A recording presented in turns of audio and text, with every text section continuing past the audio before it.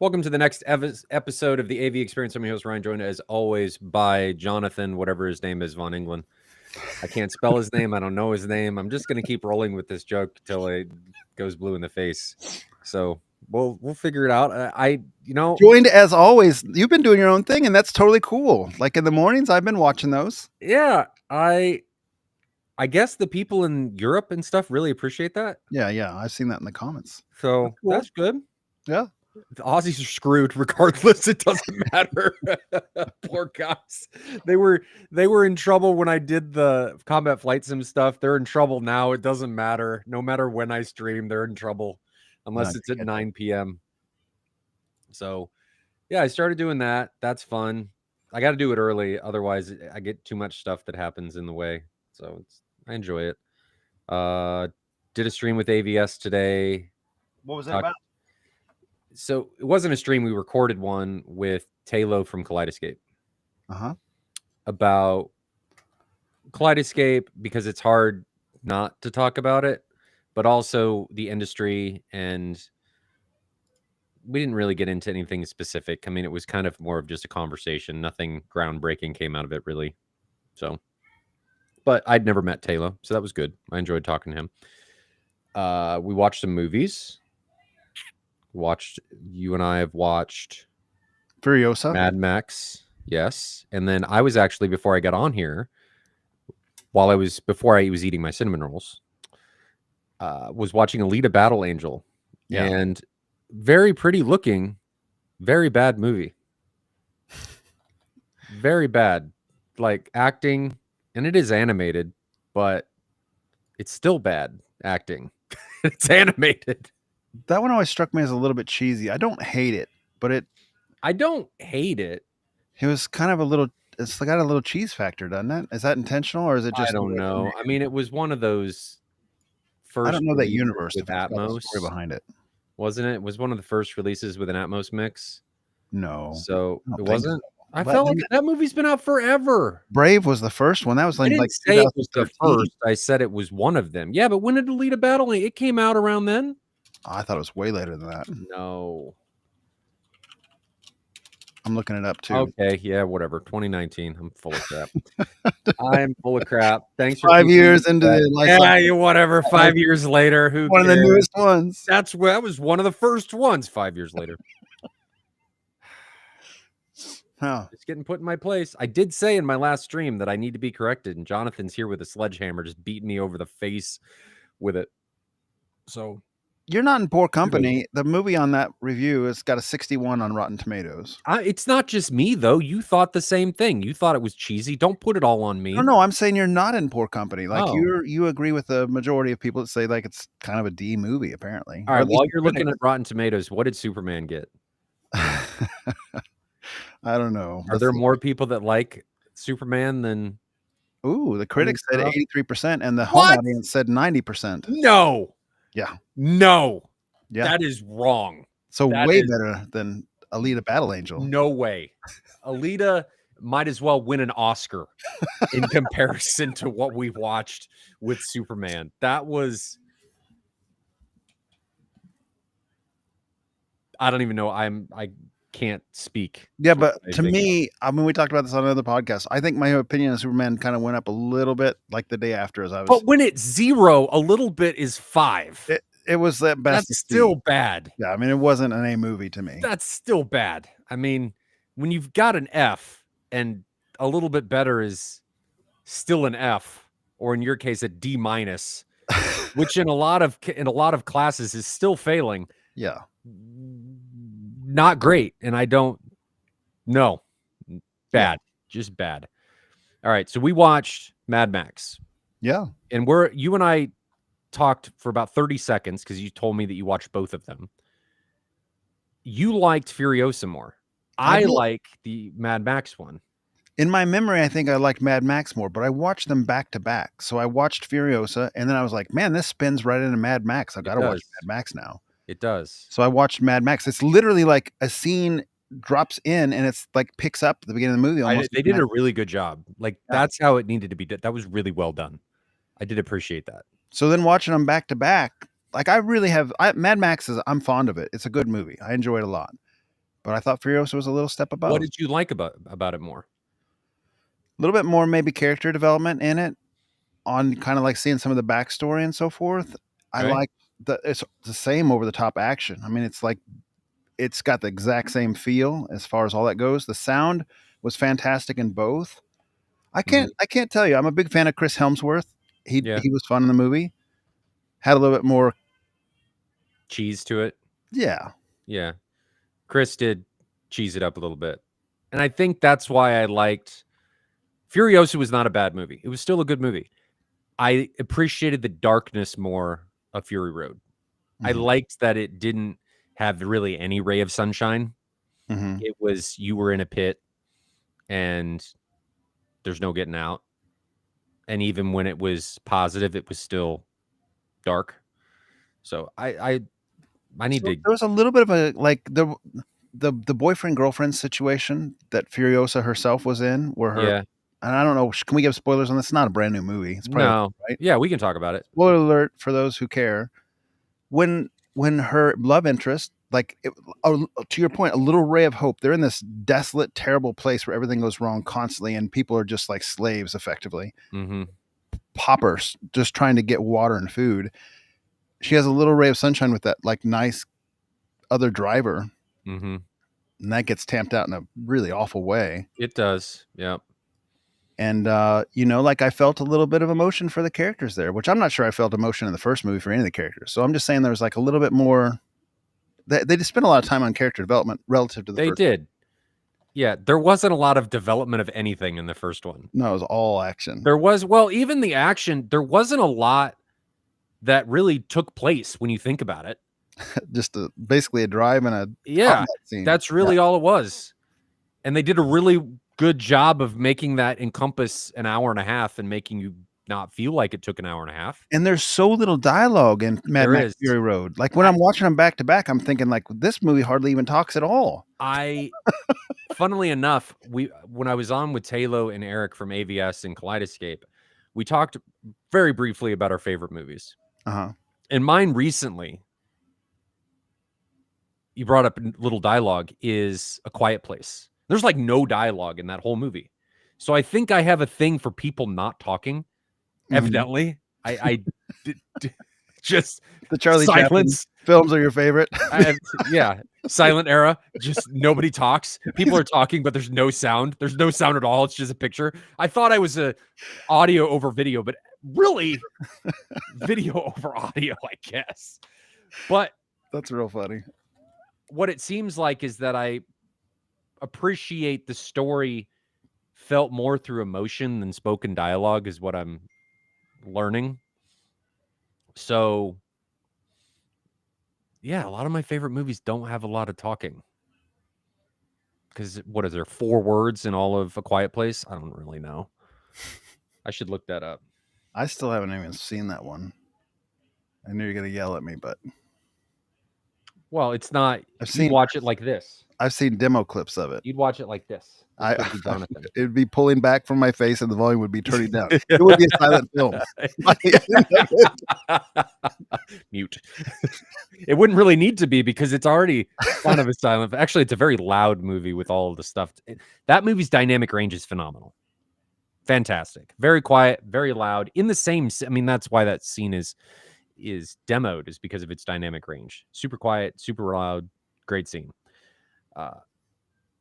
So you liked Furiosa. I liked Mad Max for Fury Road. They're both Mad Max.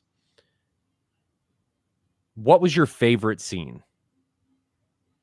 Well, okay, so probably impactful was that scene where he's like, I have to be a bad guy because that's how people respect me. So I hate to break this up, but I've got to break it up. I mean, he's just kind of like casually telling them, matter of fact, like I'm going to make you suffer because no one gets to lead a happy life or whatever. Mm-hmm. And then he breaks that man and that girl up. I mean, I don't have it verbatim, but that's the sentiment of that scene. Yeah. And then just kills him in an awful way. So Jonathan's favorite movie scene is Murder. No, but Murder. Impactful scene. That's what you asked. Red Rum. I said favorite scene. I didn't say impactful. I said favorite scene. And Jonathan's all about. From From audio video perspective, That's what you're from all audio video about. perspective, do you remember the scene where they broke out onto the highway and it shows like a motorcycle revving up? It's behind the camera. The Yes. camera's looking down the way, and there's Yeah, a that was motorcycle great. revving up. Motorcycle peels out, and then it's like they're racing, and there's like an action sequence that starts there. That's fantastic. That's going to have to be a demo clip in my rotation because that's a lot of fun. Yeah, the sound design in both of the movies is great. They really utilize everything that they have available. It's one of those movies that doesn't feel like it dumbs things down for this or, earbuds or whatever. It doesn't do that. It takes or tries to take, and maybe I'm wrong, but it tries to take as much as available and make use of it for scenes exactly like that. I mean, look at what was going on in the video and the audio with Fury Road. The guitar sequence is one of my favorite. Yeah, that's a lot of fun. I mean, just the energy that's pumping in as they're chasing and the adrenaline starts surging. And I don't even care for the fight scene in Fury Road. It's the chase, the buildup. And then I can just turn it off at the fight scene. It's all that chase and him ramming out with flames shooting out of his guitar. And amazingly that they did that for real. Like that was a real thing. Practical they didn't effects all the way through animate that. It was all practical effects. I mean, some of it was CGI. I mean, they're not actually going to go into a sandstorm. I mean, maybe they did, but I don't think they did. Well, I'm sure that part, is probably. But all the people like flying around on the poles and the explosions and the car racing and stuff that's sped up. That's why the frame rate's really got high on hairspray and silver paint and stuff. Make it real. So my favorite, I have to agree with you on favorite scene. I was making fun of you, but it's a favorite scene because there's the largest emotional connection. I feel like in that scene, you relate to her where she's got this feeling and then it's ripped away from her. And that's where everything changes. I feel like there was a switch that clicked over at that point and there was no coming back from it. Now she's John Wick, just out to destroy everything at that point. Yes. And has a singular purpose to get that guy back. Yeah. And that was that movie. Yeah. What was your favorite part of Mad Max? Or I keep calling it Mad Max. They're both Mad Max. Fury Road. I just love the intro on Fury Road the most. Like that by far is so fantastic. It's one of my favorite demo clips of all time. Like the scene where he's out there, he's eating the lizard. He drives off with a car. The people are in pursuit. They capture him. They hook him up, tattoo him. Then he escapes. They catch him, reel him in. Then the logo, Mad Max Fury Road. That intro is incredible. Like top tier demo material. Yeah. I like the chase scene more. Not that chase scene, the later chase scene with flames coming out of the guitar. I like that one. But I do like yours.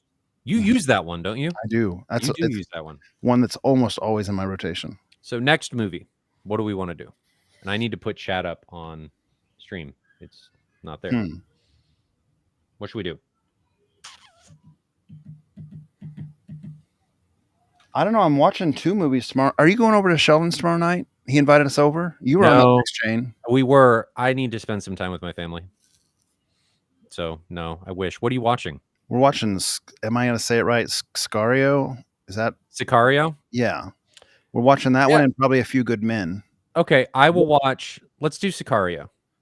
I haven't seen either of those. I don't think. Okay, let's do Sicario. I haven't seen that movie in a long time. And then if you enjoy it, we can watch the next one. Okay. There's a second one? There is. Yeah. Okay. It's a good movie. I won't say anything about it. It's good. I remember nothing about it. I just remember it was good. So I'll watch that. Very good. That was easy. I need an easy button. Like, I think I have one upstairs. You need a Jim Cramer button with sound effects. That was easy. Okay. Did you do anything to the theater? No, but I did do a stream between the LS. Whoa, hold on. Did you change projectors when you were watching these movies? I on the Furiosa. I did switch on that one, but not on the Mad Max. Why did you switch? I just still trying. Were you watching with your family? No, I watched those both by myself. I asked my daughter if she wanted it, my second oldest, who I thought would have the biggest chance of being interested, and she said no. Too scary, she said. Dark scene, light scene, dark scene, light scene, dark scene. I'm just. I also did a stream with the LS 12,000 and the QL 3000, but it didn't work as good as I would hope. only I could tell the differences. But when I had it on the camera, I was using my little DJI Action 5 camera, this little guy, and when it was blowing out the QL3000, so it made everything look blown out. And it was trying to autofocus to the LS 12,000, so it wasn't really a fair comparison. When you do that again, or if you want to do that again, I'll bring over mine, and we need to do that. I need a better camera. You need a DSLR, and we can set the exposure and stuff, and it won't change. You need a camera that can do manual. We can do that. Yeah. And I've got a wide angle lens, so we can have a larger focus area, and we can change a bunch of stuff. Cool. Yeah, that'd be great. In fact, you can probably see over there. Let's see if I can make this focus. Maybe I can't. I'll just do my remote control. I think I turned that off. Jonathan's wrong way. This is my little demo table for now. So it's got the LS 12,000 and QL 3000 storage boxes. Yeah, with a piece of wood going across the top, sitting on top of my subs. I can't make fun of wood. I can't make fun of you for that because we were using the M4K25 on cardboard boxes. Yeah. So the reason I had to do it wide like this, because normally I'd just be hanging, right? But to get them more centered in where they were supposed to be and give them the best shot of looking the best they could, I wanted to have them separated. So that was the temporary arrangement. That's fair. Okay. Wrong way. I played with a modified lens. How did it work? It has to go back because he has to go more aggressive. You want more contrast and less? Well, no, potentially not. There needs to be a lot more because there's a lot of variables with this, and it's not. This isn't his fault. He doesn't have a projector right now, so he's kind of flying by the seat of his pants. So he went mild this time around because he didn't want to go too aggressive, and we wanted to make sure that it would we were good. The picture quality was good, and there were no artifacts. And this was on a customer's lens. It wasn't on my lens that he has in mind. So it wasn't apples to apples. It was apples to oranges. So this lens, it's a zoom lens, and its throw is like 1.4 to 1.8. Yes. And mine is something like 1.1 to 1.4 or something like that. So my lens is actually a lot bigger. It's probably 4 to 6 inches longer than this other lens. And I don't know if my lens is a golden sample or if it's because it has to get a lot closer. It's more of a short throw lens. So if it has another aperture or some other zoom piece, which is why it's longer, I don't know. But mine actually measured native contrast wise slightly better than the modified one. Wow.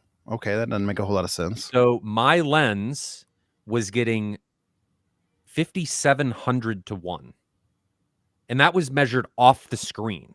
Or not off the screen, at the screen. So I was getting all kinds of reflections. And it was, so what I think I'm going to do is this week or this weekend, I'm going to actually set up a tripod somehow, maybe on a box, and measure it right in front of the projector to try to limit screen reflections to see if I can get a better reading. But 5,700 to 1 at 300 nits. Yeah, that's really great. good. Yeah. And the other one was virtually the same. And we level matched them. But there's so many variables because they're totally different lenses, right? The power settings were different because they are different lenses. The zooms, we zoomed them all the way in. So they were both at max. So we tried to equal. Bob was doing this with me. Bob Digley and I were doing this. So they were both at max. And they were just virtually identical. Like we turned it on and I just thought, well, it's not bad, but it doesn't look any different. And we measured and it was the same. So I think what's going to happen is he's going to do it now and we'll go a lot more aggressive. So I'm hoping for, 10,000 to 1 is where I'd like to be. Because you really need a doubling, ideally, to see a significant difference. So 10,000 to 1 is ideally where I'd like to be. But we got the brightness to spare. And then couple that with or without VDR and it's win-win. But that was my experience with the modified lens. So it's got to go back. Are you going to be willing to give up some of your brightness? Are you going to not target 300 anymore? Because if you're at 60% laser right now, you said, right? Mm-hmm. And if you're trying to double your contrast, you could theoretically half your brightness, potentially. So that knocks you down to 150 nits, and you only have usually says it's about 20 to 30%. So it's not 50%. We'll have to see. I don't want to go to 100% laser because it's too loud. The projector's too loud. Is there Right. like fan threshold ramp up points? Yeah, there are. So Yeah. 60% one, or is it higher than that? No, it's like 75 or 80%. Okay, So I've that's got probably some what you want. headroom. Mm-hmm. I've got some headroom. But we'll see. I can also play with the calibration and the white point and try and move it a little bit and see if we can gain some of it back. I mean, there's things, I've got some flexibility here. We'll see. We'll see what happens. But it was artifact free, so that was a win. There was a win. There was a silver lining. So now it's got to go back. And it'll get modified again, and it'll come back again. So we'll see how it goes. Cool. That was my... Did I do anything else? So I'll tell the story again. I told my short stream this story. Jonathan, you probably heard me talk about it. The mice. Yes. That you thought there was some behind the screen. Oh my gosh. Oh man. I about died. Right. So this was, I think this was Monday or Tuesday. And I sit down in the theater to do something. I don't remember what it was. And I had my laptop in front of me. And it had been used earlier. And you guys in chat, some of you may have heard this already because I talked about it on one of my weekly streams in the mornings. And I hear animals. And it sounds exactly like mice running around. And it sounds like an infestation. Like they're everywhere. They're talking. They're, doing this. They're doing all kinds of stuff. My insulation's probably all over the place. And a few weeks ago, I'd found a dead one. Like there's a lot of construction around, so we get them every once in a while. And this one had gotten back there and I guess couldn't get out. He's dehydrated. So I've traps. Did you smell it or just find it? No, it was dead already. And I have traps in the garage. It's rat poison, but it doesn't kill them right there. It makes them really thirsty. So they go try and find water and then die eventually. So they don't die in my ceiling. That was my goal. So that's what happened to this guy. He just couldn't get out. So he died. He was on the floor. He'd been there a while. I hadn't been back there in a while. He'd been there a while. So that I had that happen. I'm like, oh my God, there were more. Lots more. Many more. It was like Ratatouille. You see two, and then the ceiling falls in. And they're everywhere. And I am panic texting my wife. It is bedlam. It keeps going. Like, it's not like I heard it and then couldn't find it again. And then I talk. I'm like, oh my God, they're not even scared of me. They're going to come out. They're going to come through the screen. And I didn't think they were going to attack me, but I thought there were so many that they didn't care about me. Like, that's real funny. It's going to be awful. So then I hear some noise and there's this aha moment where I was like, that almost sounded like a bird and not a mouse. So then I look at my laptop and there's an app. So I have a MacBook and you can see all the apps open at the bottom. And I have what's the Unify Protect, which is the cameras that are on the house. And one of the cameras I had been in earlier, and it was like my front doorbell that it was looking, and it was open and the volume was up really loud and you could hear all of the birds and it was birds. And I just sat there for a moment and contemplated just ending it all because of what had happened, what had transpired. So I had been taken by my camera and the birds had, I'm going to go back there like next week and it's going to have been an infestation and there's 17 dead mice back there. No, it's like Ratatouille where they're all eating and then walks in and then they all look at him and it's just, then they're everywhere and it's mass pandemonium and but as of right now, I don't think I have a mouse infestation. So I laughed when I watched that. Oh God. Out loud even. I thought it was pretty funny.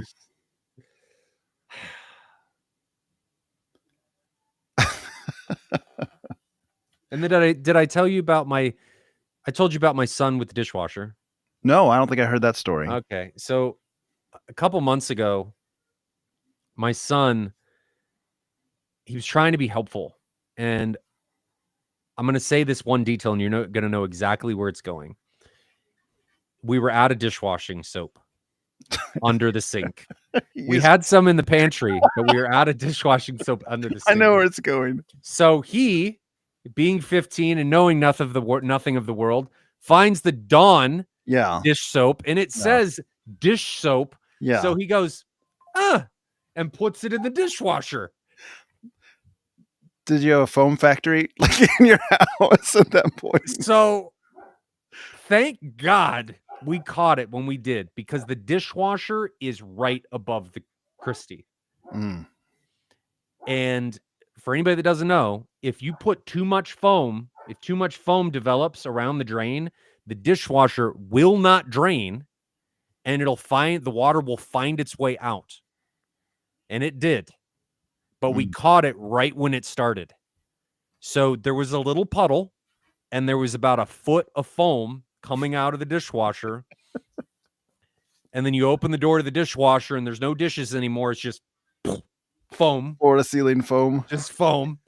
So my wife let our son have it.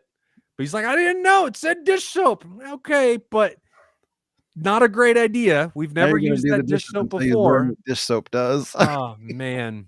What a cluster that could have been. Mice probably would have loved it that were in the ceiling. Like, free water. I've been thirsty from the poison. Now I get water everywhere. So, man, Yeah, that almost scares you as far as trying to figure out if you need to put some sort of like plastic tarp above your projector or something, since it's right over the kitchen.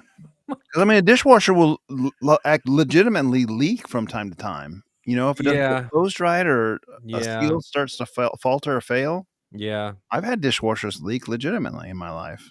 We had a dishwasher fail. The generator killed it. I've never had one like just leak because of it. But actually, your idea with the tarp isn't a bad idea. There's not a lot of room above the projector, though. Well, tarp can be super thin, and then you just pin it tight on one side and looser on the other, and just so the water would run off. It wouldn't stay on the projector. That's actually super smart. It is plywood up there, so I kind of wonder if it would eventually find its way to one of the holes for the speakers, or HVAC hole that's right there. I'm not sure it's worth the risk. I don't know that it's worth the risk either. Where are you going? So look at my ceiling up there. Uh-huh. It's got a hole because I'm redoing the mounts over there. But where those tiles are, right above that is the master bedroom, bathroom, and the shower and stuff. And my kids, I have young kids still, and the young kids will make shower messes or bathtub messes, right? Especially if they're playing in the tub. These tiles have multiple times gotten stains in them. So last time I put new tiles up there, I got some puppy pads. And I put puppy pads above. Who's peeing in my ceiling? Yeah, I put puppy pads above each of those tiles, like full size puppy pads, and then hopefully I haven't gotten any spots on them, so hopefully that'll be the trick. But things we got to do. Ryan, this is not what I want to hear. I had a dishwasher have the heating element melt the pan at the bottom, and it leaked and destroyed the floor below the dishwasher. Ouch! It turned the plywood into mush before we caught it. That's not helpful. Ouch. Not helpful. Don't they sell like pans for the dishwasher? Sure, but how would you fit it in your cabinet then? Because you probably go right to the edge of your insert, don't you? Yeah. I don't know if they have a pan that's in there or not. Maybe. You guys didn't know that you were tuning into an AV stream, but we were going to geek out about dishwashers. Dishwashers. I need to look at. Grant from our Kansas City group had a really unfortunate event. At one point, his two twin boys, they were real young. They decided it would be fun to clog up this bathroom sink upstairs and leave the water running just so they could see the effect. And all that water was above his theater in the upstairs. So it went through the upstairs into the kitchen into his theater, and it wrecked so much stuff. Oh no. They were just young. They were like young enough to do that kind of thing without realizing the consequences. And it wrecked his theater. He had to rebuild his theater. So anything can happen, man. Well, oops, sorry, actually is a really good idea. And I actually have water sensors next to our water heater and furnace drains. And then there's one next to the sump pump. So what I probably need to do is just put a water alarm that ties into our alarm next to the dishwasher and put one above. Well, if I put it above the projector, that's probably too late. It's too late. But next to the dishwasher would probably work. How are they going to auto shut off if they're expected to be on? How does it know if there's a leak versus the dishwasher just using the water? Oops, sorry. It detects water somewhere. Like you put a water sensor, and if it detects it, it kills The Oh, so it's like a little system. It's not. yeah, that would be my guess. That's a good idea. I should do that. Next time Jonathan hears from me, I'm going to have caused my own flood by trying to do this myself. That's right. Install this thing. I was trying to save myself from a flood, but I caused my own flood. How do you think insurance would do that? Subwoofer canister like a bathtub? Oh. Somebody that's really good at just drawing something quickly, find the picture of that 64-inch subwoofer hanging from the engine hoist, put it flat, make it a boat, and make me rowing in the 64-inch driver. In the basement. Yeah, like Popeye the Sailor. Yeah, that's funny. That would be good. That would be good. Okay.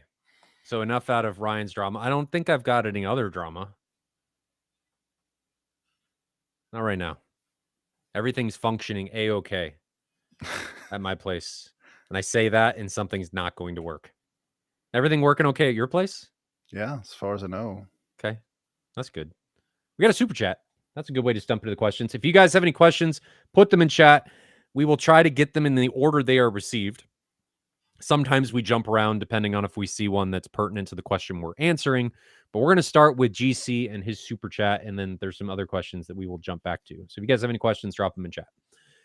GC super chat, $10 USD. Thank you very much. Never expected. Installing a 9.2.4 system with JBL HDI 3800s, HDI 4500 center using Marantz AV10, AMP10. Speaker wires are already in walls, so I can't buy wire, only buy amp.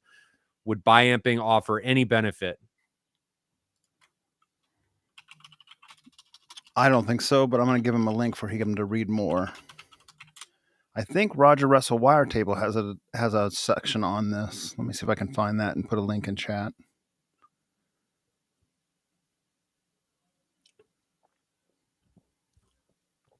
Maybe. I thought they did. I'm not seeing it on this. Well, the easiest thing to do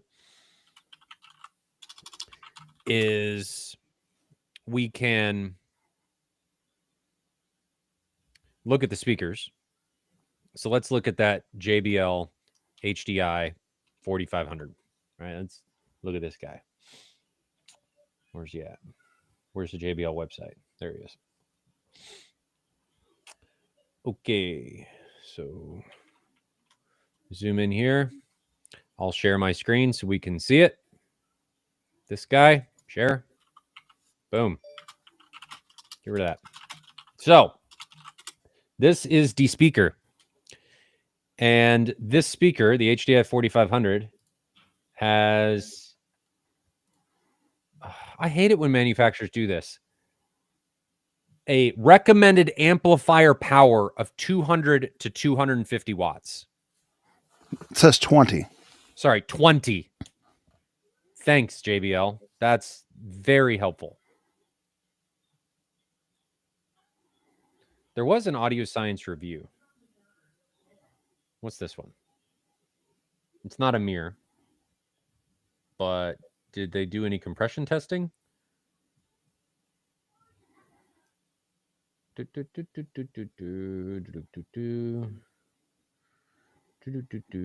is a 4500 instead of 4800, right? This is 4500. We do care about that, but not for this question. I think my general feeling on biamp is that it's something that's not going to be needed on the vast majority of consumer systems, and in my opinion is not needed on your system. So I just enjoy it with AV10 and your existing wiring, assuming your existing wiring is reasonably good. Like if you got some sort of little, since it's pre-wired, if you got some sort of little scrawny like 18 gauge wire in the wall or something, then you need to replace it. But if you've got 14 gauge wire or 12 gauge wire, you're good to go. Just link, if you got multiple terminals on there, just link them with a little included clips that chain the top and the bottom together and use it that way. So my thought process on the biamping is that speaker is going to compress before the extra power from biamping is going to do anything. Well, and the reality is a lot of times those tweeter units only handle like 25 or 50 watts. Yeah. So the woofers take more, but those aren't even big woofers. They're 5 1/4 inch woofers. So yeah. This is again one of those things where you might see something on some sort of test bench, but you're just not going to notice it in real life. You're just not. And if you think you do, it's placebo in almost certain terms. Yeah, I wouldn't bother. I mean, if the amp 10 has extra amp channels, have at it. But I don't think you're really going to get any benefits. I was sure, and I must not be remembering correctly because I'm not finding it in a Google search. But Roger Russell wire table. Look up Roger Russell, and then if it's not in one of his like drop down shortcuts, but he does have. Wait a minute, I might have just found it. I just found a different link. By wire. Yeah, oops, sorry. Biamp is good for tube amps because they give you like half a watt. That's a gross overestimation, but they're not going to give you near the power that a traditional amp is going to deliver. So a tube amp, in a lot of cases, there are some exceptions, can benefit because you just don't have the needed power coming from one channel. The amp 10 does.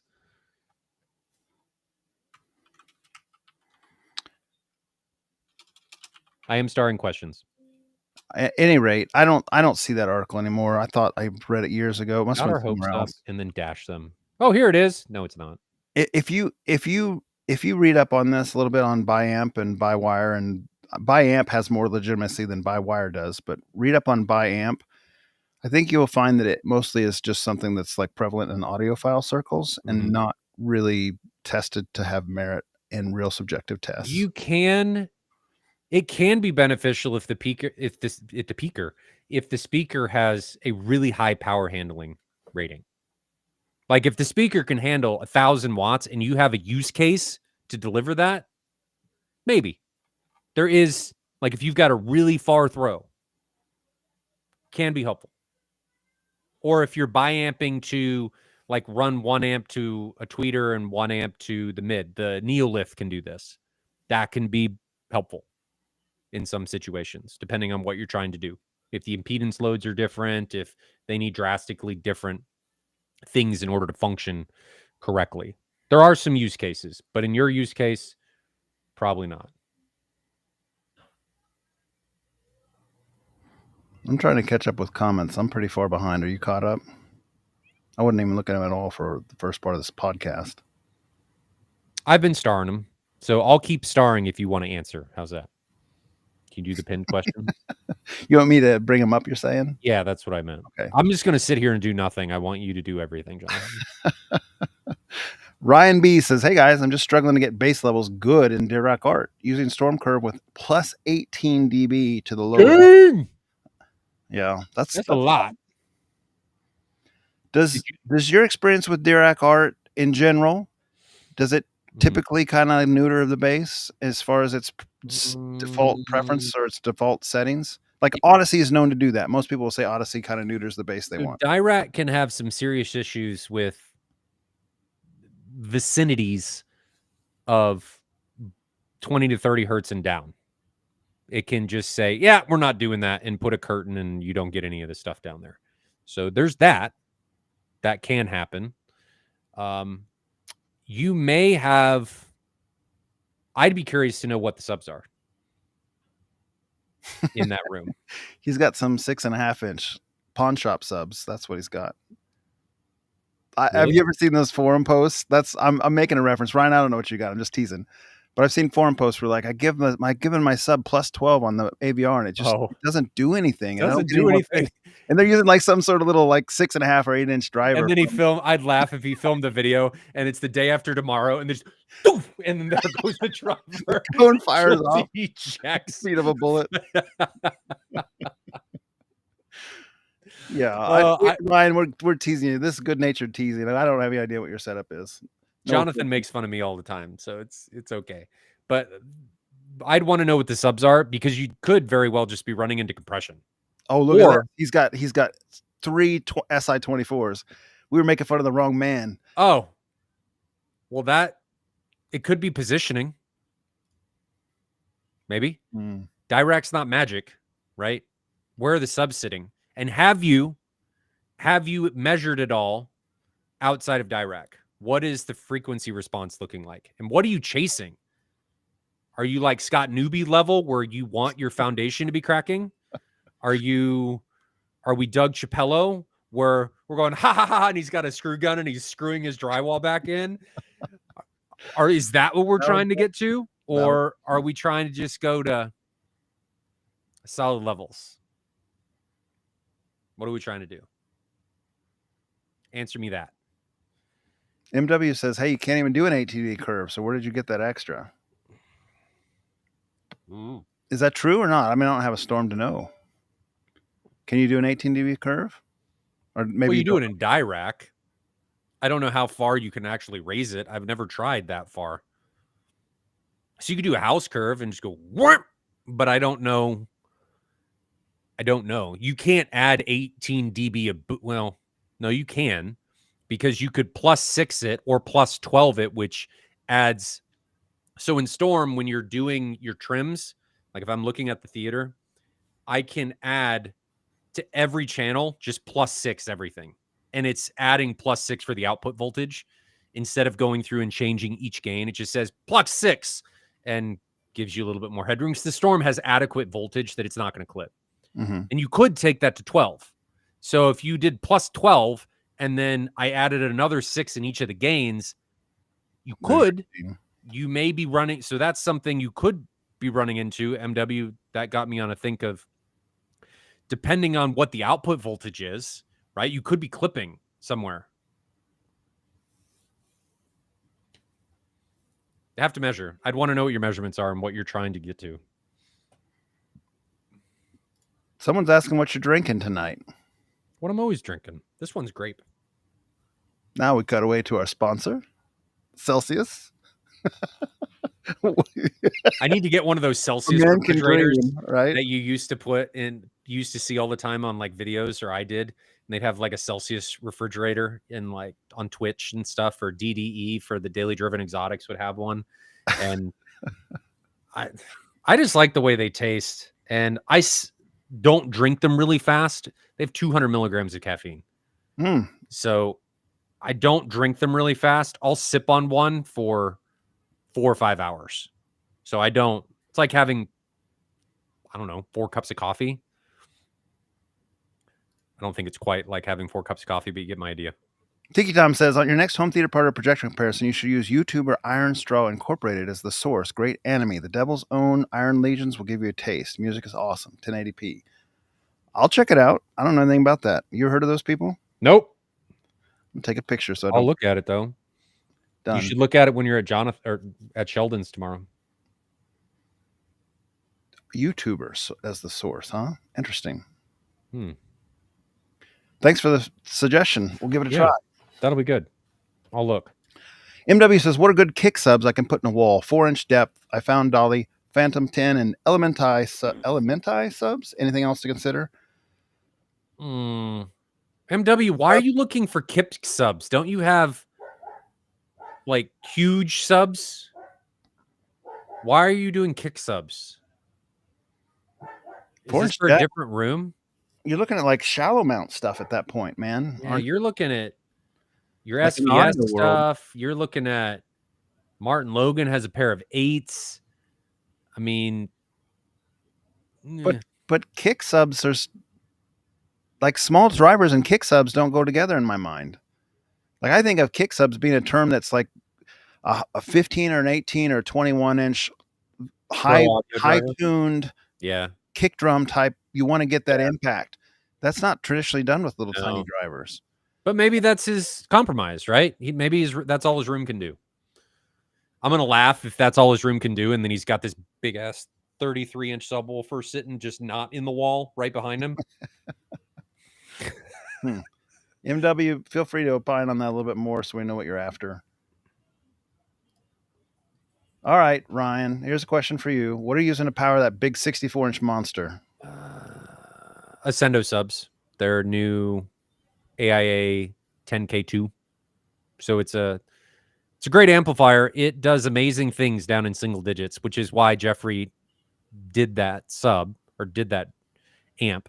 It's a single U, 10,000 watts on a 20 amp circuit. That's what drives all the subs. So The 64 in each of the 33s gets 10,000 watts, 5,000 watts per voice coil. And then each of the 21s gets 5,000 watts. So, and we do clip. Or I can clip. Yes. Normal watching, I don't clip, but I can clip. I can push them into protection. Absolutely. Good man. Yeah. Ollie, Ollie NCC. Wonder where CC is. Wife is kicking the PB16 out of the family room. She said I could put a sub on top of the built-ins on either side of the TV as long as it's white and small. Thoughts on Martin Logan Abyss 8 or Dynamo 10? Pass. Getting rid of this PB16 and getting some. Just use the PB16 as the end table. Right? Put the PB16 inside the couch. Take the back of the couch off. Make it the couch. Direct attach seat backs to the PB16 and sit on it. Just get like those cheap cushions that our parents used to put on the wood dining room table or the dining room chairs, and then tie it in nice little grandma bows around. Yeah. So it's got this like checkerboard seat cushion and then a direct attach something on the back. So you sit on the PB16. It becomes the seating. Yeah. Get not really make them replace the couch cushions. I'm on board with that. Otherwise, just get your wife's favorite plant and super glue it on top of the sub and put it in the corner. You don't have a place to hide it or put it. I know it's a big sub, but you can't make it an end table. Yeah. I mean, you're not going to be happy with that unless you don't like the bass. You're not going to be happy with that downsizing, man. No. The Abyss 8 or the Dynamo 10. How many 8s would it take to make a 16? It's probably like 6 or 8 8s or more to get the output of a 16.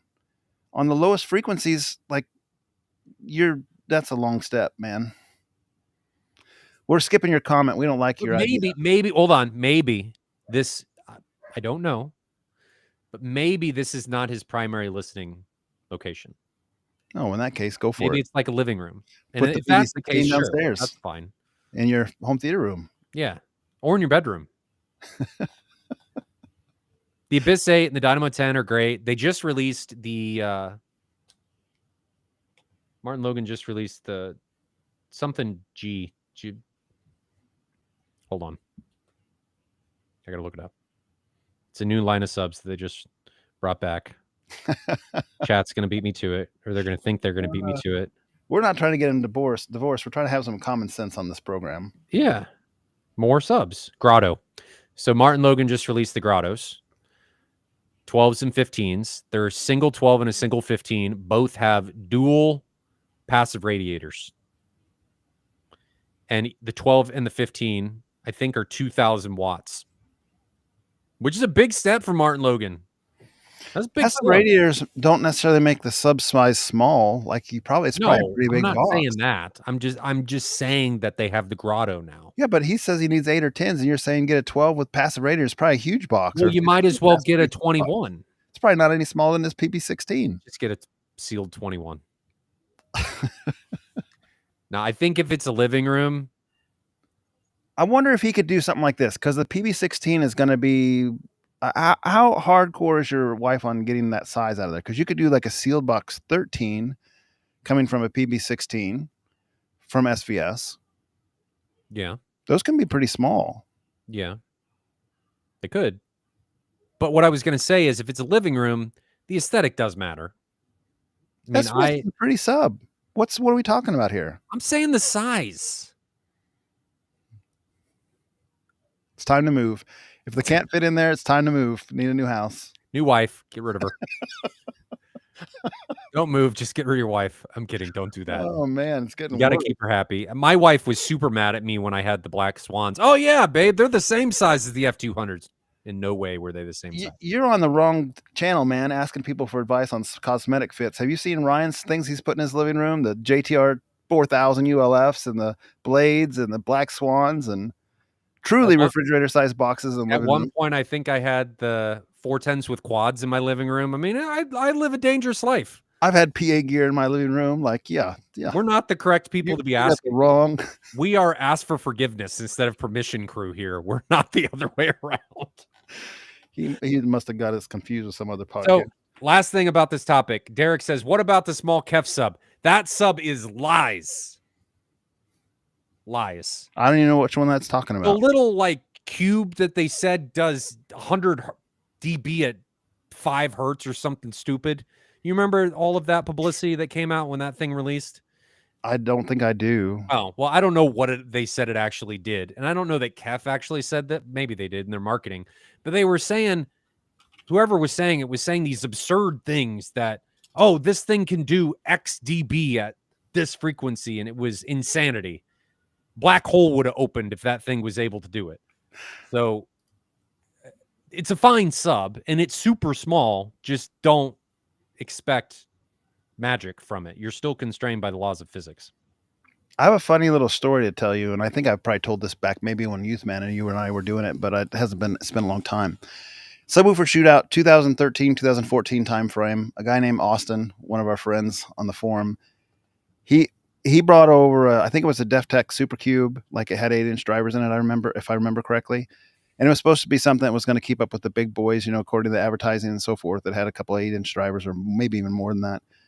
At the end of the subwoofer shootout, we had SVS, we had some JTR stuff. We had quite a bit of different subs in there, some do-it-yourself things, including like a UM18, including an LMS 5400.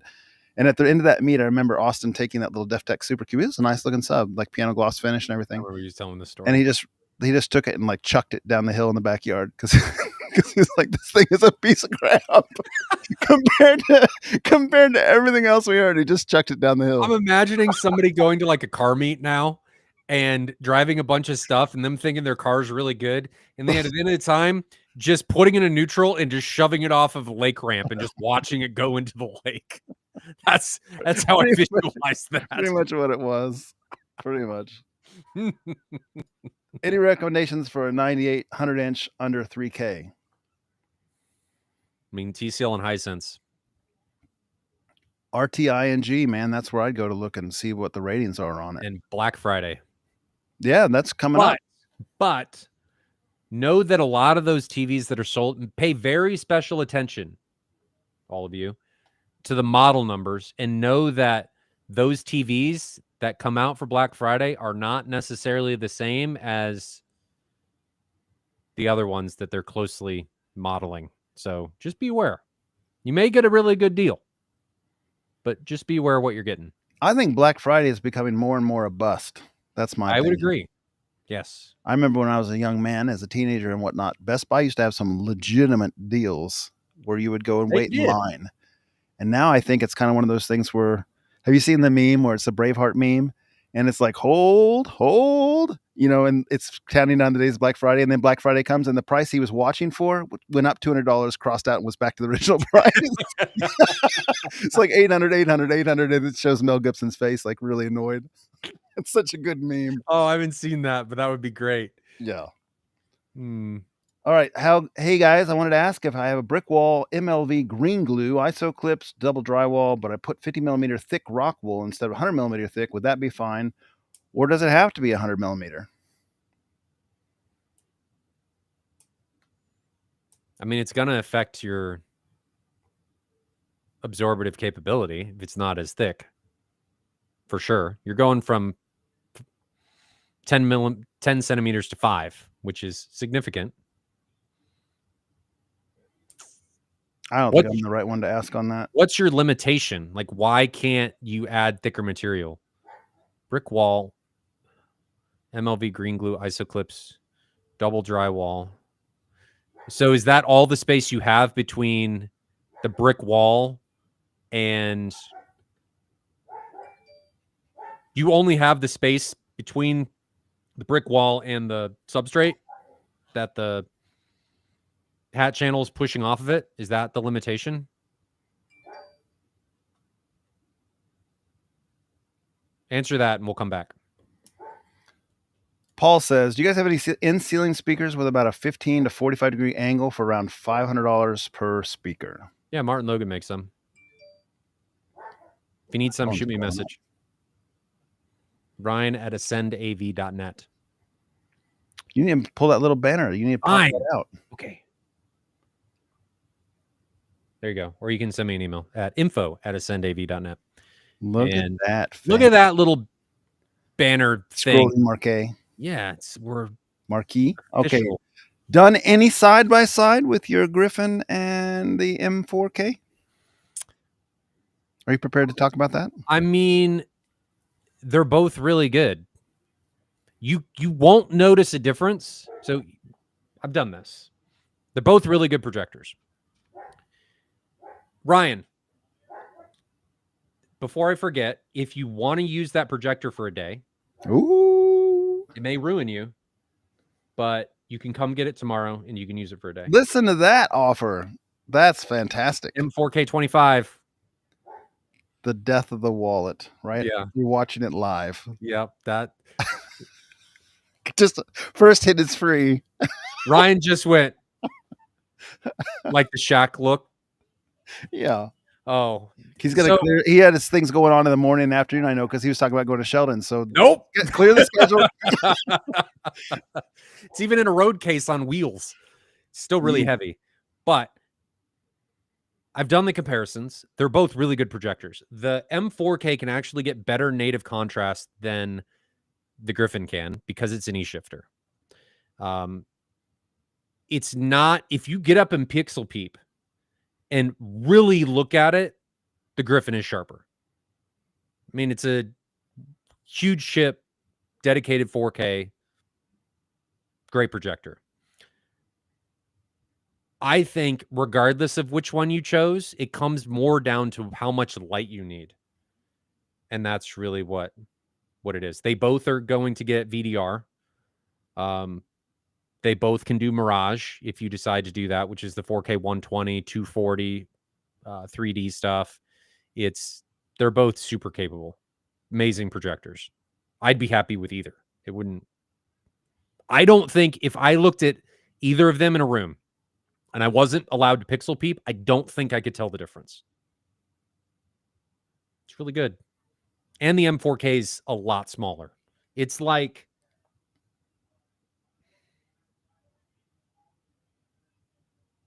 trying to think of how I can put it.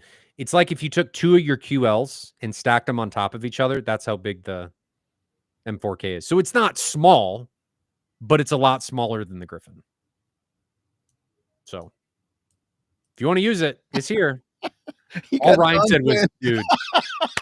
You got audience members saying they'll fly in to get that deal. Take it home with them. Nice. I didn't say he gets to keep it. I said he could use it. Anyone else up for the deal if Ryan can't do it? That's not how this works. Look at Ryan. All right, Ryan, that works. That's real funny because Ryan said he had so many things to do tomorrow. He's trying to figure out if he can go to Sheldon. Now he's like, I'm a bad influence on people. I'm sorry. All right. Second question, is it okay to put square and wall speakers? Wait a minute. Second question, is it okay to put square in wall speakers in the ceiling? I got cheap Swan VR8 IW speakers that I want to put in the ceiling and get better for surrounds. Nah, man, you have to put squares on the wall and circles in the ceiling. That's the only way. I'm kidding. You can absolutely put square speakers in the ceiling as long as the dispersion's correct. VR8 IW. I'll Google it. The gotchas here is most speakers do not have uniform dispersion. It's going to change in the horizontal and the vertical. So if the speaker is not aimed properly or not designed to send sound how you need it to, or aimed, or all of these variables put together, you may be in for a bad time. But if you can make it work, or you're just trying to get something for Atmos, which if you're going to make a compromise, ceiling or tops are the best place to do it. Yeah. I should make a meme for that. Squares on the wall, circles in the ceiling, and that's the only way you can do it. So those Swan VR8 IW series, they're like a rectangular, just in-wall, standard in-wall type thing, right? Is what I'm seeing online here. With a tweeter and a woofer. Dispersion? What's that? Does it tell you dispersion? Looking.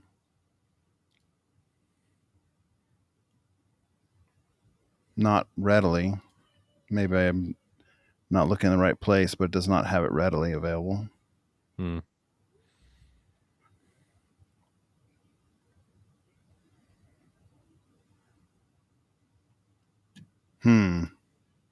We haven't been very helpful for him.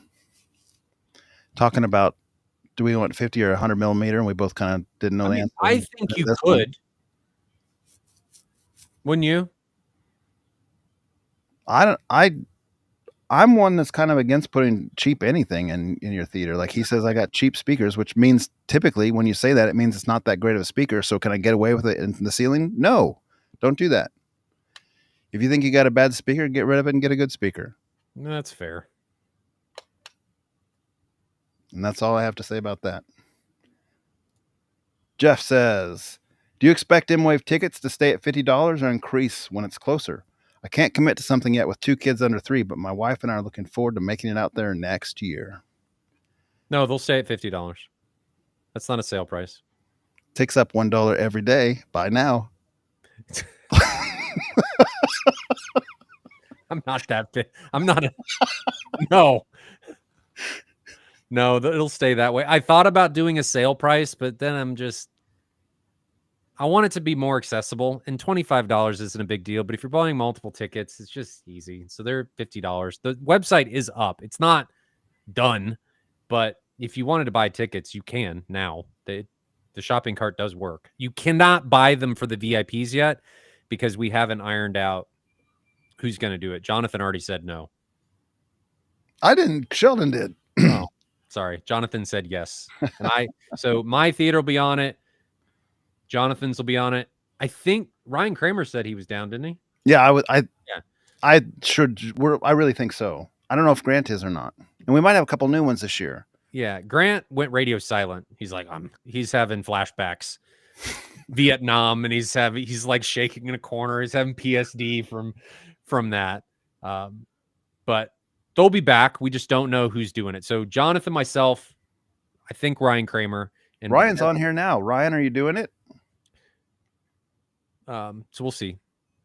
But they'll stay at $50 for the general admission tickets, and then the VIPs will probably again be $200. And all of that money will go to the host this year.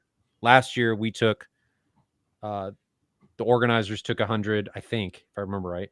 And the theater got $100. This year I'm just giving it all to the hosts. It's a lot of work for the hosts, so they get everything.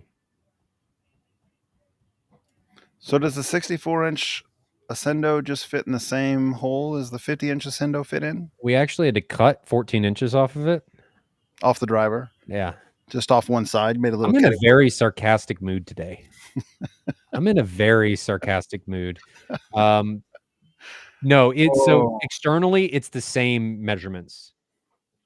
It went straight in the same hole. Like bolts went in the same spot. It was the same.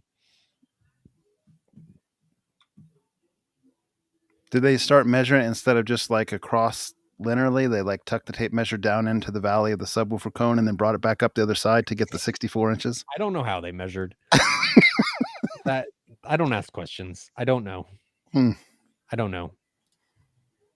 Wait, you have a 64 now? Where's the 50? I gave it Viagra. This show is no longer kids say. Sorry. So I changed drivers because Ascendo had a new driver and they sent me another one to upgrade to. So I put the other one in. It's the same size. Different driver. Same size. Measured differently.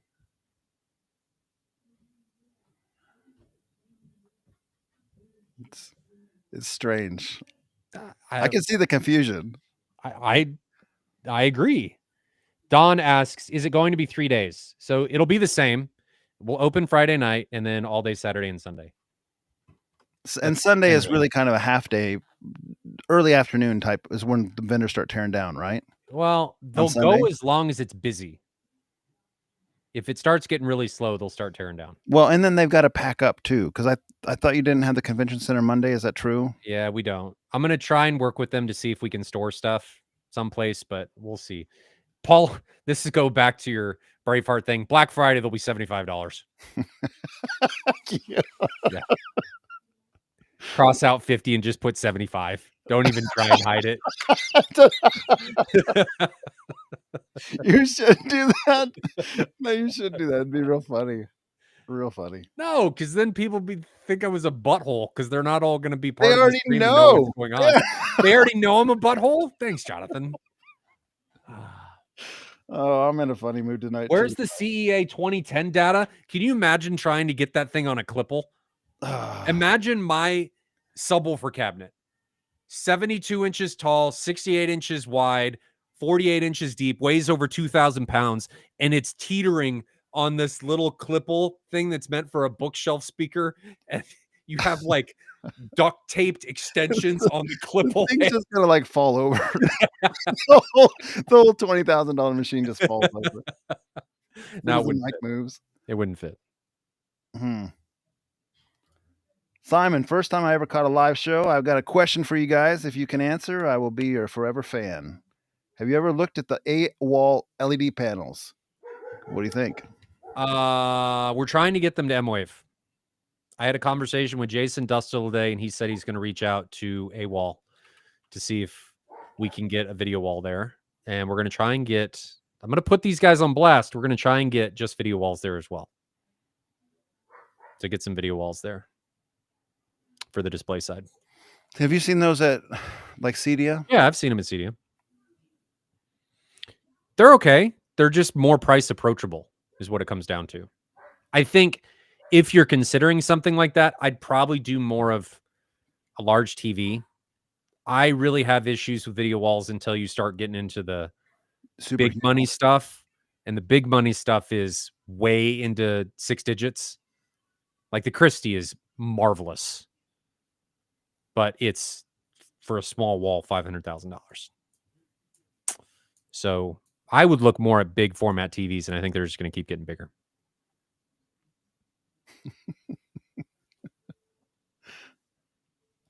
Next one. Haxit. I have a weird issue with my Cinema 40.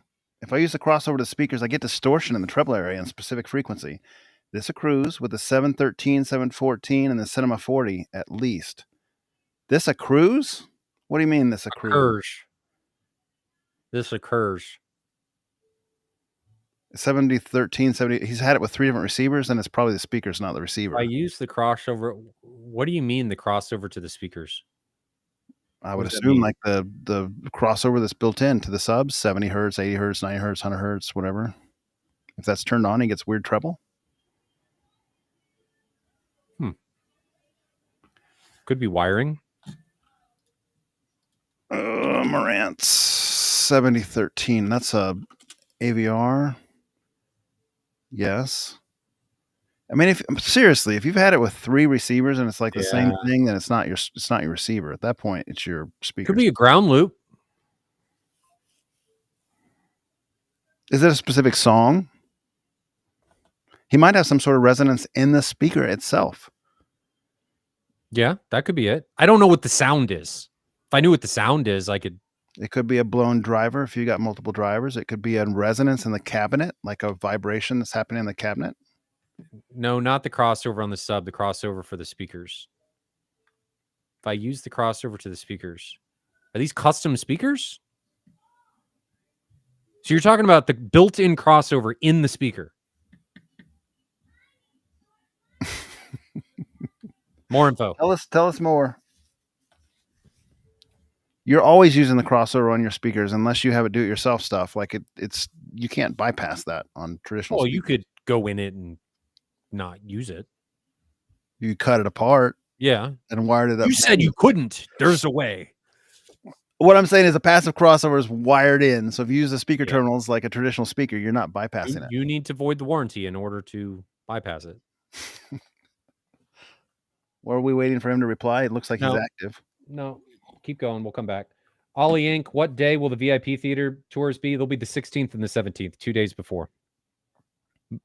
Mine will be the 16th and not this. It'll only be on the 16th and not the 17th because I'll help with setup on the 17th. Yeah, he's talking the same crossover we are. If he sets it to 80 hertz, then he gets a crackling. Oh. You're barking at the wrong. Record the sound if you can and send it to me in email. I'm going to see if I can hear it, if I know kind of send you in a direction. I don't think I'll know exactly what it is, but maybe I can tell you what it might be. Try another set of speakers and see if you get the same sound. You got another, even if it's like a Yeah, is it with all garage speakers? speaker or something. That's a good idea. Oh, what did I just do? I'm sitting here playing with my remote and I turned off my display so I can, I can hear you. That's helpful. Now I'm just imagining you playing with stuff that you turn your computer off. Like, oh, there goes Sitting here Johnny. just playing with this remote. He's gone. Ah. He's gone. I thought it was distortion in the mix at first, but noticed that it occurs when I set my speakers to full range. Oh, when he doesn't use a crossover, it occurs. When he has it at full range, it occurs. That sounds like you got a woofer that's broken and you're starting to get, when you start putting bass through it, it starts making crackling sounds, which is pretty common. If that's the case and you got a blown driver, that's what you'd expect to happen. Yes. Great observation. Well, he gave us more Jonathan. information, clarified. Yeah. Derek says, hey, are your Mwave tickets, can you get a group buy or a little family discount? No. I don't like families. You got to all come as individuals. Now, there's no family discount. You just buy multiples. No packages. HT5150 says, sorry guys if you haven't gotten to it yet, but I want to make sure you saw my question comparing the JTR 110 HT and the Ascendo 6. I didn't see that question, but I'm only in the starred comments. You must have started, so you saw it. Or I didn't. Sorry. The reality is a JTR 10 coax is going to have more output than an Ascendo 6 coax, no matter whether you like the sound signature differences or not. They're both sensitive speakers. Yes. One is greater than 40% larger because it's not going to be a straight linear thing. Mm-hmm. So a lot more output on the JTR if you need it. Potentially, yeah. No potential. It is. Yes. Now you might like the sound signature from one or the other if they EQ them differently, but they're both coax at the end of the day. No. Well, yes, they're coaxes. The Ascendo uses a soft dome tweeter in their 6. It's not a compression driver. The Pro is. The Ascendo normal 6 is not. But it's more going to come down to the room, how far away the speaker is, what you're trying to get out of it, and look at measurements. I don't know that.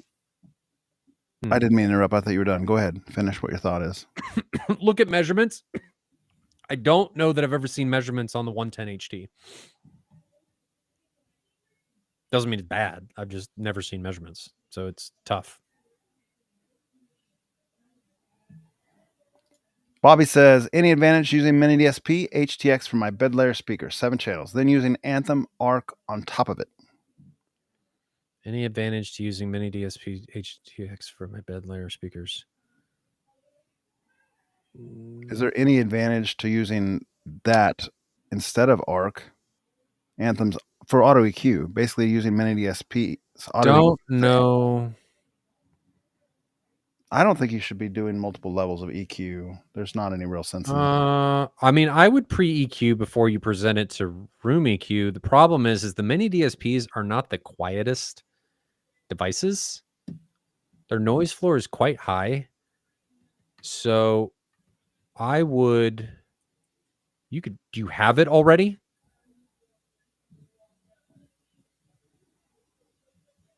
If you do, try it. If you don't, I don't know that I would go down that rabbit hole. I think it's unnecessary. Back to the previous question. Who was that asked that? Ascendo 6 versus HTR. Yeah, HT5150. If in the US, send me a message. I sell both, and we need to talk about what your room is to try and make sure of what your use case is. No, the Ascendo 6 is not 2,400 each. That's getting into like the 10 territory. So they're not that expensive.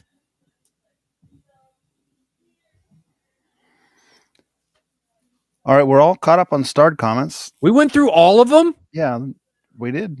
What? They're all done.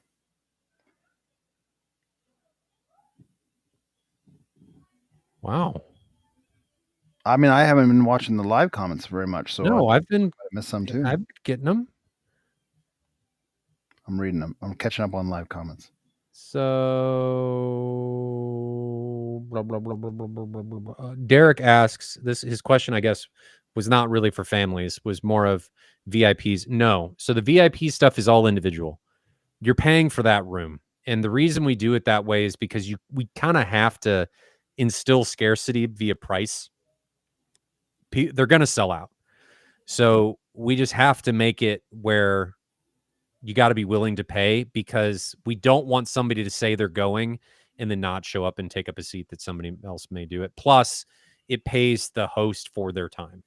That's what it comes down to. So you'll have to get the ticket, the general admission ticket, on its own. I'm doing the $200 to create scarcity, but also to take care of the hosts. So, and we're paying volunteers and stuff this year. So it's, can't do that. But then Daniel asks, in the topic of Mwave, just want to verify volunteer slots are still available. We haven't even opened the volunteer slots. So that's not even a thing. We got a year left almost before we get to this point. So I'm still finishing the website. I got to build one more section, and then I'll put up the volunteer stuff too. So 2 more sections, I guess, because I got volunteer, and then I got to talk about like hotels and things like that. But I'm almost done. I got stuck today dealing with something on the header, and took a while to figure out. And so I'm almost done with that. But hopefully this weekend we'll have the website up and you guys can sign up for volunteers. I don't know how many we'll need, but we'll do it. We miss anything else? I don't think so. I'm about halfway through the live comments, reading them, catching up. I've been starring as we go. Trying to. Doesn't mean I didn't miss anything. And we have gone already for 1 hour and 15 minutes. And we're doing Sicario, because you're going to watch that tomorrow. Is that it? Yeah, I mean, if we got a quiet crowd, then we can call it a night. They've been talkative. Just we've caught up. We were moving, so I wouldn't say they're quiet. Just we were in a groove. Oops, sorry says I'll try again. Have you seen the new Dayton Signature subs? Not any better in low end than Ultimax, but maybe better punch. So I talked to Bob about this. They're very different in how the driver behaves. The Q is very different. It's a different driver. So I think whether or not measured wise, the Signature is better. I don't know about how far it digs down. Is it better? But measurement wise, for handling and behavior, the Signature is the better driver based on spec, not spec. It's also significantly more expensive. Bob was saying like double. $400 for 6, but it's $350 for the other one, so it's $50 more. Oh well, yeah. 400 versus 350. So if the excursion and stuff is the same, and you get a better driver, yeah, I get behind that. But spec wise, the Signature is better.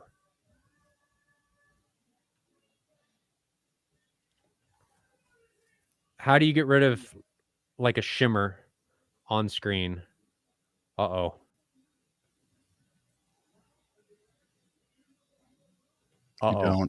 You don't. That is a drawback of ALR.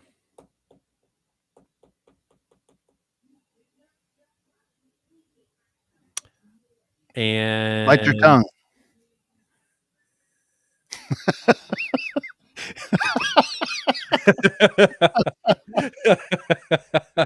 Is he seeing RBE? No, I mean specifically saying it's like a uniform texture of sparkle. The Valerian. Yeah, but he's saying the Valerian has more than the Sony. There's some I think it's potentially an interaction of the laser. I think those tricolor lasers, when they have the 3 colors, they tend to sparkle a little bit more than the. Yeah. It's just kind of the way it is on all of them, really. Yeah. All those Chinese projectors. Yeah. It's a limitation. You unfortunately can see it. Do all ambient light rejection screens have it? No. No. In fact, it doesn't have to have it at all. It can be the projector that's causing it as far as ambient light projector screens. Did you get a first, Anthony, did you get a first party Valerian ambient light rejection screen, or did you pick up a different one? And then he asked, do all bright projectors show it? No. It depends on the topology of the projector and how it's designed, what light engine it's using. The Griffin, I don't see anything. Yeah, Ryan Kramer, there goes your point. If he doesn't see it on the Griffin, and the Griffin is 30,000 lumens or whatever. 35,000. Yeah, it's not just only brightness is the only factor. And your Epson doesn't have it. Yeah, it's the technology projector. It can be the screen. I mean, you can get a screen that would do it, but it's not necessarily tied to auto light rejection. He has a Seymour ALR. I don't know. I'd have to seen that screen. I haven't seen it, so I don't know. But it's more, I'm not picking on the Valerian. It's more of the technology that's being used. Yes. That's what's causing it. It's not inherent to only the Valerian. It's a limitation of that technology. Have you ever had a projector that sparkles in your home theater life? You personally? Have I ever what? Have you ever had a projector that does sparklies, or a screen combination that does sparklies in your home theater projector journey? Yeah, the Valerian. You personally? Oh. I have, and it was not the projector at the time. It was a screen that I had. I swapped out screen and it went away. No, but I have not been doing this as long as you have. So the worst projector I've ever owned was that LG. The God projector. LG 810? Yeah, we can fix this.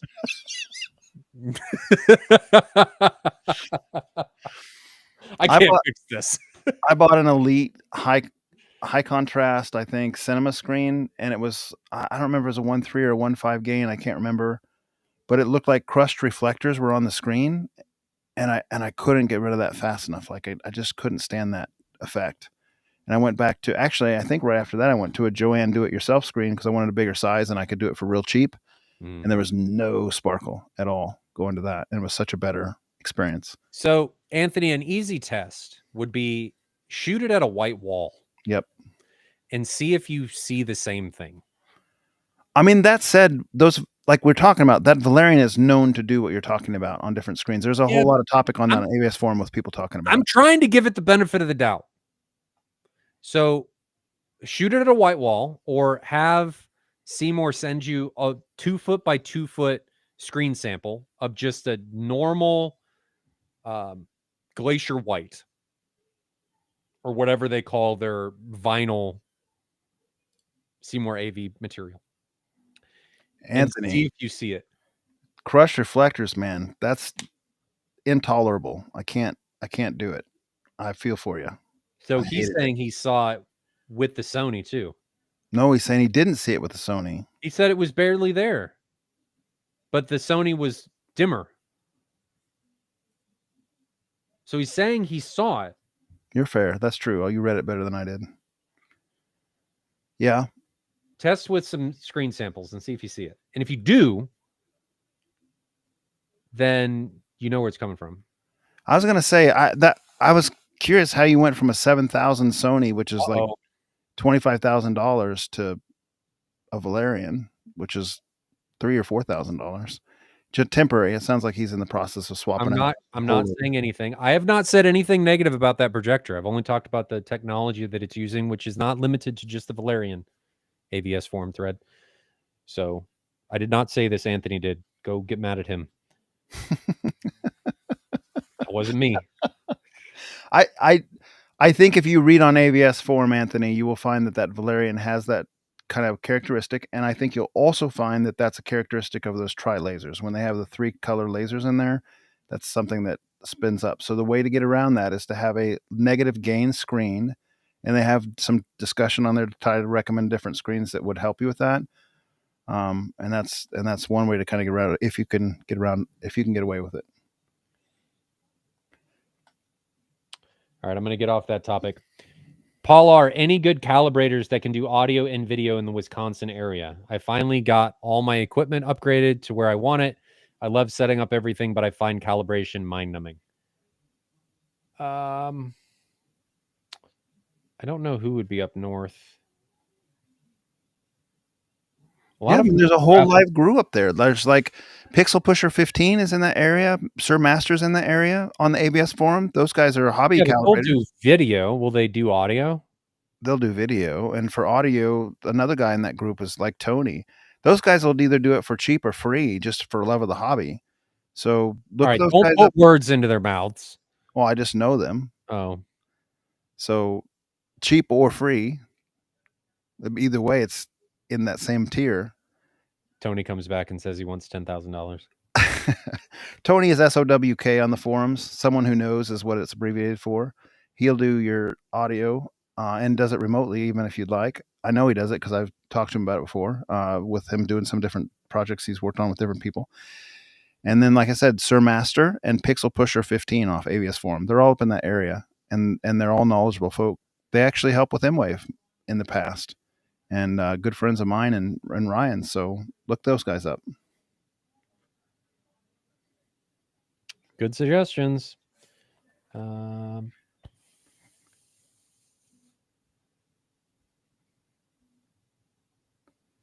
right, I'm caught up on the live comments. We're caught up on the queued comments.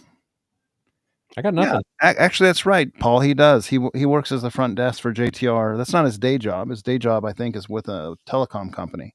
But he does Jeff's ingress emails stuff. Okay, so we're gonna watch Sicario. You're gonna go to a movie night. I'm gonna hang out with my family tomorrow.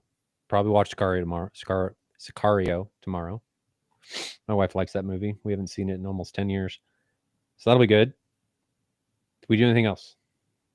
That's probably good for me. Ryan's going to text me, and I'm going to ruin his life because he's going to see the M4K25. And that's I might try to do a outdoor movie night next, maybe.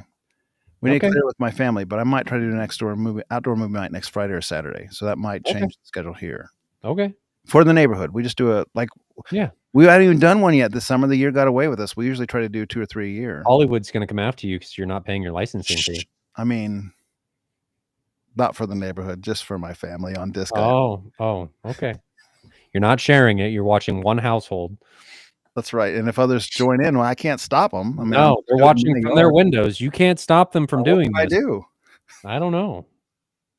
Wonder what the law would do on that. It's in your yard. Well, you're not doing anything.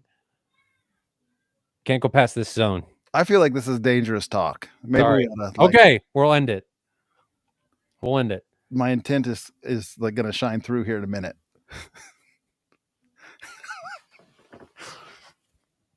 Okay. Well, it's a good stream.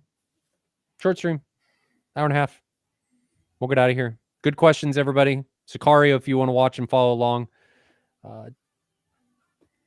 We might look at your projector comparison thingy. If I have time to bring over my camera. That'd be fun. Any updates on the modded lens? Did you talk to Alan? No, I was waiting to hear back from you. I have not reached out to Alan, but I had a guy on ABS forum reach out to me about it.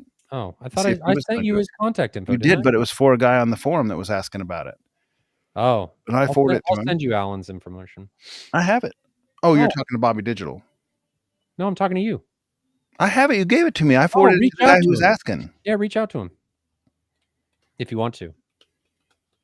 Do it. Do it. Now, are we talking to Alan Gower who started ABS Forum? Is that the same guy? It is the same guy. That's cool. Yeah, same guy. I confirmed it with him. That's cool. I told him in a roundabout way he ruined my life. Great. Starting ABS Forum. You know, he's responsible for my poor choices of career, my poor choices of friends. Just he's responsible for a lot of things in my life. Huh. And this scorn that I feel for my wife a lot of times. Yep. My tombstone will read, brought here by Alan Gower. All right. We'll wrap it up here. Thanks for joining us, guys. If you have any questions, shoot them to Ryan at ascendav.net. You can always shoot them to Archaea or Moltar on AVS Forum. Always happy to help. Never feel like you need to buy anything. Just here to make try and make all of your guys' journeys through this industry as easy and fun as possible. So we will see you guys in the next one. Join us on Sakari if you want to. It's a great movie. You won't regret it.